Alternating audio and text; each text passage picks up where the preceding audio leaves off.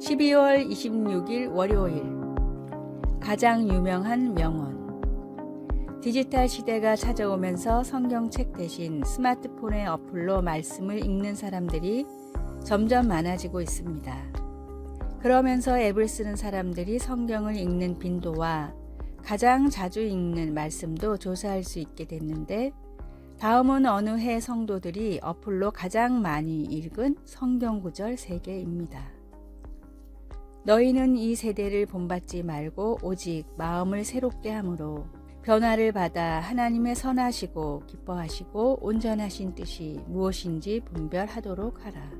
로마서 12장 2절. 아무것도 염려하지 말고 다만 모든 일에 기도와 간구로 너희 구할 것을 감사함으로 하나님께 아뢰라. 빌립보서 4장 6절. 여호와의 말씀이니라. 너희를 향한 나의 생각을 내가 아나니 평안이요 재앙이 아니니라. 너희에게 미래와 희망을 주는 것이니라. 예레미야 29장 11절. 단 하나의 명언으로 인생이 바뀐 사람들이 많이 있습니다. 그러나 진리의 성경은 인생의 모든 문제를 해결할 영원한 힘이 있습니다. 예수님을 영접하게 하고 고비마다 힘이 됐던 내게 주신 하나님의 말씀은 무엇입니까? 내 마음을 변화시키고 힘들 때마다 힘이 됐던 말씀은 지금도 변함없이 동일한 위로와 능력을 가진 하나님의 말씀입니다. 오늘의 말씀. 내 영혼이 진토에 붙어 싸우니 주의 말씀대로 나를 살아나게 하소서. 시편 119편 25절. 오늘의 찬송. 202장 하나님 아버지 주신 책은. 오늘의 만나. 무엇보다도 주님의 말씀으로 힘과 기쁨을 얻게 하소서. 내 인생의 힘이 된 말씀들을 틈틈이 암송합시다.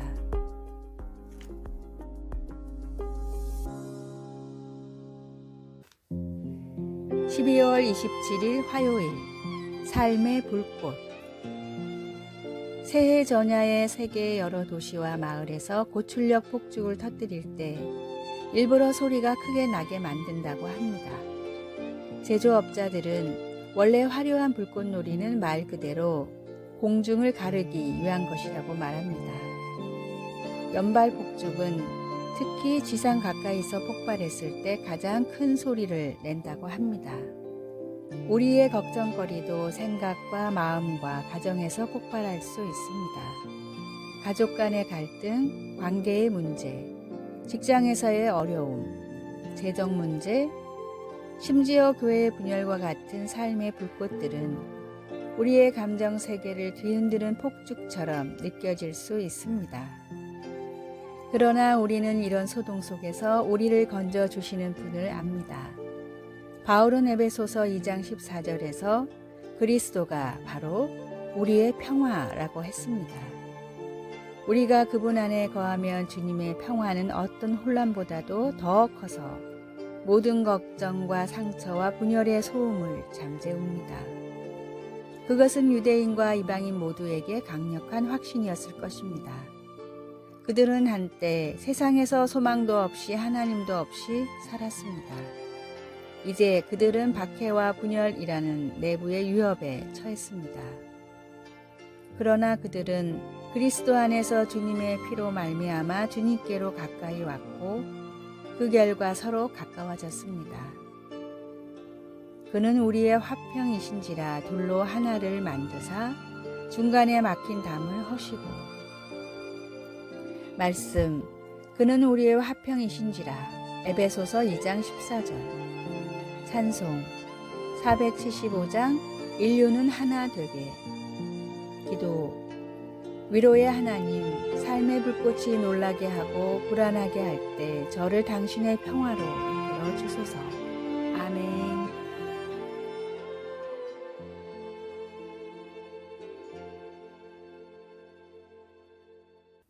(12월 28일) 수요일. 염려로부터 탈출하는 법. 창의력 개발 전문가인 에드워드 보노 박사는 염려가 사람들의 창의력을 가로막는 가장 큰 적이라고 말합니다. 일상에서 불쑥불쑥 찾아오는 이 염려를 없애기 위해서는 객관적, 낙관적, 가정적, 가능, 비판적, 전략적이라는 6가지 토대를 사용해 염려의 실체를 분석해야 한다고 합니다. 다음은 에드워드 박사가 자신의 저서인 6개의 생각하는 모자에 소개한 염려로부터 탈출하는 6가지 질문입니다. 첫째, 무엇이 분명한 사실인가? 둘째, 나는 그 사실을 어떻게 느끼고 있는가? 셋째, 실제로 일어날 일은 무엇인가? 넷째, 현재 내가 할 수 있는 대처는 무엇인가? 다섯 번째, 무엇이 원인인가? 여섯 번째, 나는 어떻게 해야 하는가? 이 질문을 분석하면 대부분의 염려는 전전긍긍할 필요가 없는 아주 작은 일들이라고 합니다. 하물며 전능하신 하나님을 믿고 따르는 그리스도인들은 더욱더 세상의 문제로 염려할 필요가 없습니다. 눈앞에 아무리 큰 문제가 있더라도 그보다 더 크신 하나님을 믿고 바라볼 때 염려를 이겨낼 수 있습니다. 세상의 염려 대신 하나님의 은혜와 큰 복을 마음속에 가득 채우십시오. 오늘의 말씀, 그러므로 내일 일을 위하여 염려하지 말라. 내일 일은 내일이 염려할 것이요 한 날의 괴로움은 그 날로 족하니라.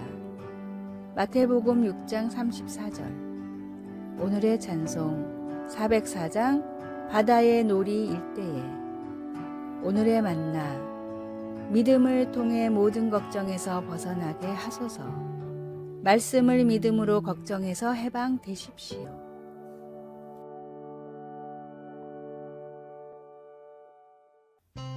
12월 29일 목요일, 홍수가 날 때. 미국에는 로키 산맥과 폭설로 유명한 서부의 콜로라도주가 있습니다.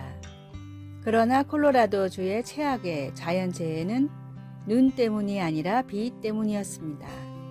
1976년 7월 31일 에스테스 파크라는 휴양지 마을 주변의 빅 톰슨 계곡에 홍수가 발생했습니다.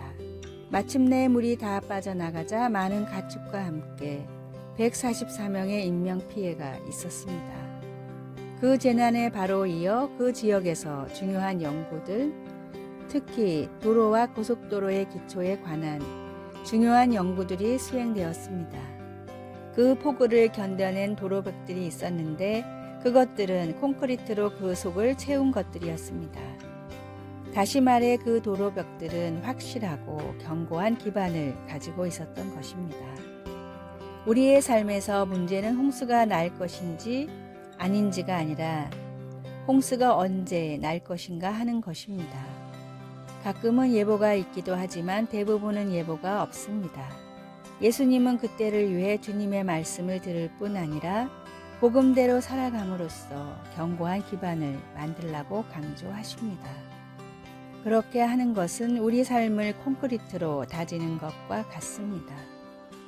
언젠가 홍수가 날 때 우리는 잘 지어졌기 때문에 견딜 수 있습니다.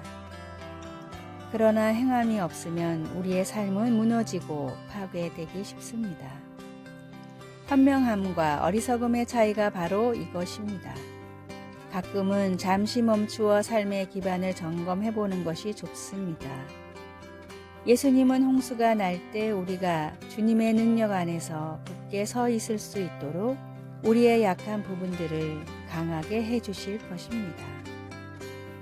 말씀, 듣고 행하지 아니하는 자는 주추 없이 흙 위에 집 지은 사람과 같으니 탕류가 부딪힘에 집이 곧 무너져 파괴됨이 심하니라. 누가복음 6장 49절.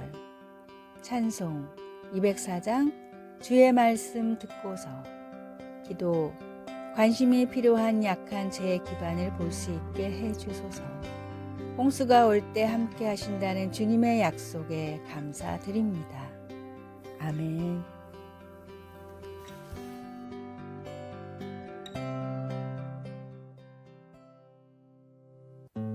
(12월 30일) 금요일, 예수님을 품는 새해.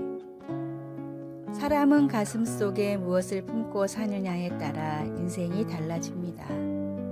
가슴 속에 문제를 품고 사는 사람은 늘 원망과 불평이 끊이지 않습니다. 이런 사람은 환경의 지배를 받는 사람들이기 때문에 땅을 쳐다보면서 한숨을 짓습니다. 그러나 가슴 속에 그리스도를 품고 사는 사람은 늘 감사가 끊이지 않습니다. 명화 최후의 만찬에서 예수님의 모델과 가롯 유다의 모델은 동일 인물이었습니다. 레오나르도 다빈치는 예수님의 모델로 선하게 생긴 19세의 젊은이를 찾아 예수의 모델로 그렸습니다. 시간이 흘러 가롯 유다의 모델을 찾던 중 가장 악랄한 모습의 죄수를 찾아 완성했는데 그는 바로 6년 전에 그렸던 예수의 모델이었습니다. 죄를 짓고 죄수의 몸이 되니까 인상이 가장 악랄한 사람으로 변해버린 것입니다. 한때 신앙에 열심이던 사람이 어느 순간 다른 사람이 된 것을 종종 보기도 합니다. 가슴에 품었던 그리스도를 놓아버려 근본이 바뀐 것입니다. 성경은 모든 지킬 만한 것 중에 더욱 내 마음을 지키라. 생명의 근원이 이에서 남이니라 고 말씀합니다. 마음을 지키지 못하면 어느 순간 다른 사람이 돼버리기 때문입니다. 새해에는 예수님을 가슴에 품고 마음을 잘 지키면서 사는 한 해가 되도록 힘써야겠습니다. 오늘의 말씀, 모든 지킬 만한 것 중에 더욱 내 마음을 지키라. 생명의 근원이 이에서 남이니라. 잠언 4장 23절. 오늘의 찬송 553장 새해 아침 환히 밝았네. 오늘의 만나, 주님을 믿음으로 얻는 영생보다 중요한 일이 없음을 알게 하소서. 가장 귀한 생명을 지키고 살리는 지혜로운 사람이 됩시다.